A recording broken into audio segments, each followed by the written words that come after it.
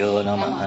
हरि ओम। पूर्णमदः पूर्णमिदं पूर्णात् पूर्णमुदच्यते पूर्णस्य पूर्णमादाय पूर्णमेवावशिष्यते। ओम शांति शांति शांति।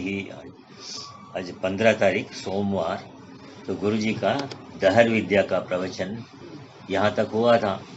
ब्रह्म वेद ब्रह्मैव भवति। जो ब्रह्म को जानता है वो ब्रह्म ही हो जाएगा, क्योंकि वो पहले से ब्रह्म है। वो अपने को जीव समझता था, इसलिए ये ब्रह्म वेद ब्रह्मैव भवति। इसका प्राण कहीं नहीं जाएगा, क्योंकि जीव का ही जन्म होता है, ब्रह्म का जन्म कभी नहीं होगा।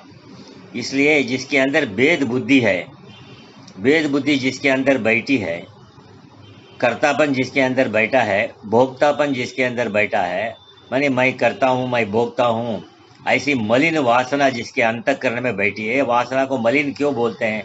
क्योंकि अज्ञान का कार्य है, इसलिए मलिन बोल रहे हैं। उसी का आना जाना होता है, उसी को जीव बोलते हैं शास्त्र में। उसी का जन्म मरण होता है। ऐसा जो मंद बुद्धि मुमुक्षु है, प्रज्ञा नाम है बुद्धि का, जिसके तत्व दर्शन होता है, महान सूर्य तत्व दर्शन होता है, मैंने प्रज्ञा द्वारा, बुद्धि द्वारा। तो महान सूर्य आकाश में है, थोड़ा बादल आने से उस महान सूर्य का प्रकाश ढक जाता है, माने उसको आवरण हो जाता है, धूप मंद हो जाती है।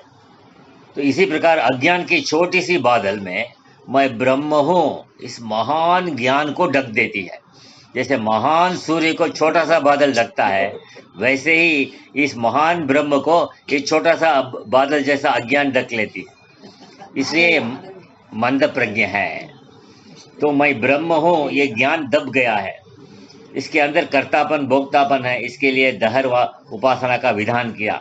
दहर उपासना माने दहर स्थान में परमात्मा का उपासना करना। तो यदिदम ब्रह्मपुरे, ये मंत्र दोनों अभी भी चल रहा है, पहले वाला दूसरा वाला, दो मंत्र जो परसों पढ़े थे। श्रुति कहती है, बेटा दहरम पुंडरीकम, दहरम अति अल्पम, अति अल्पम, जहाँ अग्नि का प्रकाश होता है, मैंने ज्ञानाग्नि का प्रकाश, और दहर ये अग्नि गर्मी का प्रकाश, गर्मी का ये प्रकट होना, गर्मी, भौतिक अग्नि या गर्मी माने प्राणाग्नि का, जहाँ प्राणाग्नि और ज्ञानाग्नि दोनों का प्रकट होता है, उसको दहर कहते हैं। वो सबसे छोटा सा अणिमा, ये येषो अणिमा, वो अणिमा दहर है। हाँ, ये याद रखना, ये येषो अणिमा, तो अणिमा में ये दहर आत्मा का। हाँ, तो इसके लिए कहते हैं पुंडरीकम माने कमल, दहरम पुंडरीक, दहरम अति अल्पम, बहुत छोटा है, पुंडरीकम कमल को कहते हैं। पुंडरीक माने पुंडरीक जैसा बुद्धि रूपी कमल। वेश्मा, जैसे कोई बड़ा राजमहल हो, तुम्हारा हृदय की बड़ा राजमहल है हृदय, पुंडरीकम कमल के समान है। इसके अंदर वेश्म माने सूक्ष्म आकाश, हृदय आकाश, इसी को श्रुति पुंडरीकम वेश्म कह रही है।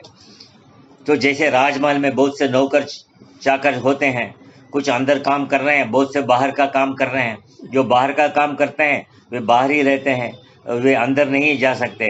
कुछ अंदर रहते हैं, वो अंदर का काम ही करते हैं, वे बाहर नहीं जा सकते। इसलिए 5 ज्ञानेंद्रियां बाहर मार्केटिंग का काम करती है। 5 बड़े बड़े नगर हैं, रूपनगर, रसनगर, गंधनगर, शब्दनगर और स्पर्श नगर। शब्द स्पर्श रूप रस गंध, ये 5 नगरों में घूमते हैं 5 इंद्रियां मार्केटिंग का काम करके। मार्केटिंग माने वो ला के जाना मार्केट से, तो ये मन को ला के देते हैं ये 5 विषयों का। तो ये माया का बाजार है, इसका काम 5 ज्ञानेंद्रियां करती हैं। पर ये सब ऐसे नौकर हैं जो केवल अपना अपना काम ही करते हैं, दूसरे का नहीं करते हैं। आंख सुनता नहीं और कान देखता नहीं, इसका मतलब ये है, तो दूसरे का काम नहीं करेंगे।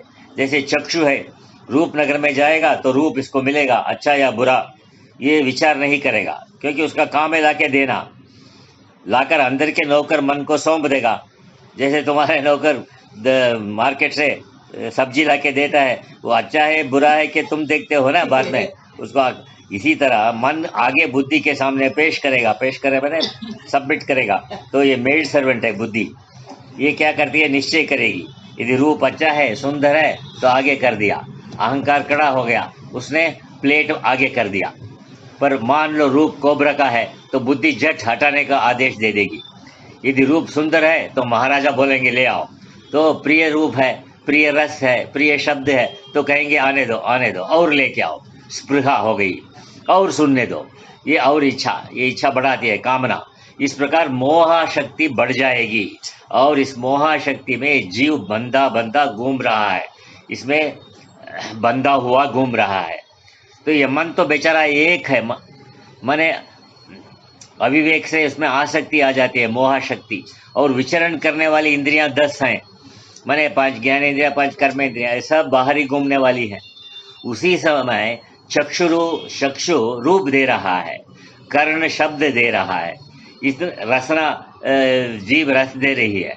तो ये मन उसी समय में रूप को भी पकड़ रही है, शब्द को भी पकड़ रहा है, इसको भी, रस को भी पकड़ रहा है। तो 10 इंद्रिया का बोझा, माने उसका भार उठाने वाला एक मन, तो क्या हो गया, उसमें चंचलता नहीं होगी तो क्या होगा। इसलिए मंत्र कहता है पुंडरीकम वेश्मा, हृत कमल में ध्यान करो। भगवत गीता का 10वां अध्याय का 20वां श्लोक को देखो, तो आचार्य हृत कमल में ध्यान करो। आचार्य क्या क्या करते हैं,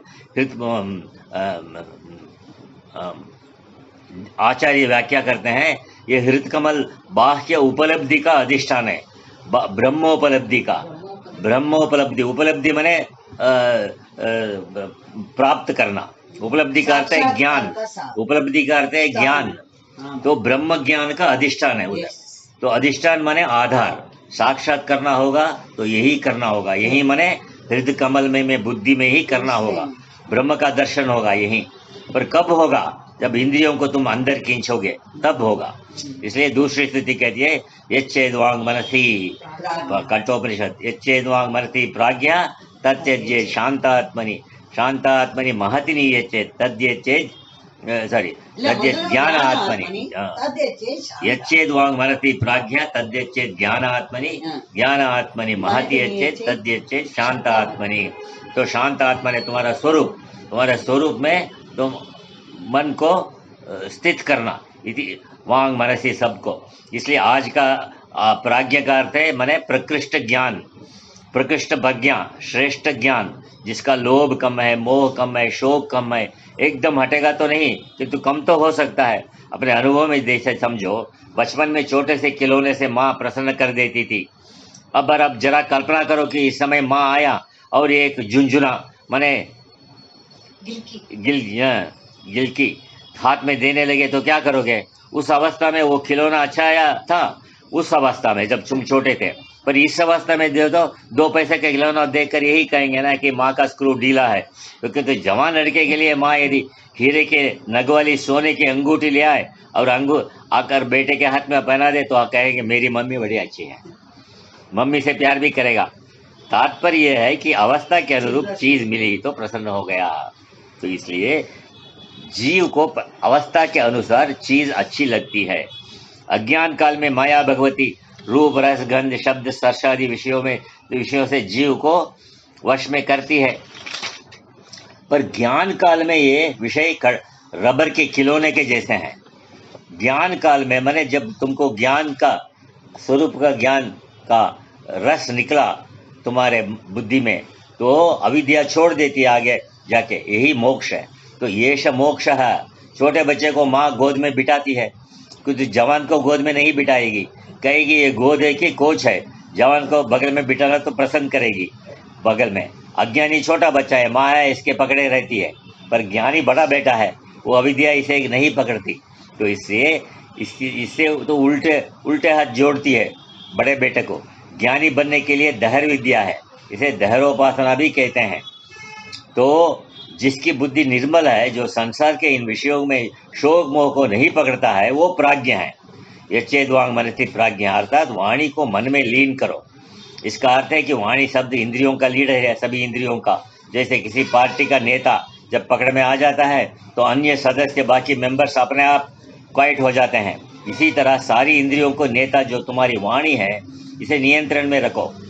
ये वाणी इतनी शक्तिशाली है कि सारा संसार इस वाणी को पकड़ में, संसार वाणी की पकड़ में है। मनुष्य तो क्या, किसी पक्षी को खाने को कुछ मिल जाए तो ऐसी वाणी बोलता है कि सब इकट्ठे हो जाते हैं। सब, एक को पत्थर मारो तो एक कौवा काव काव करता है और सबके लिए कौवे इकट्ठे हो जाते हैं। तो देखो कितना संगठन है पक्षियों में, किंतु ये मनुष्य संगठन नहीं कर पाता।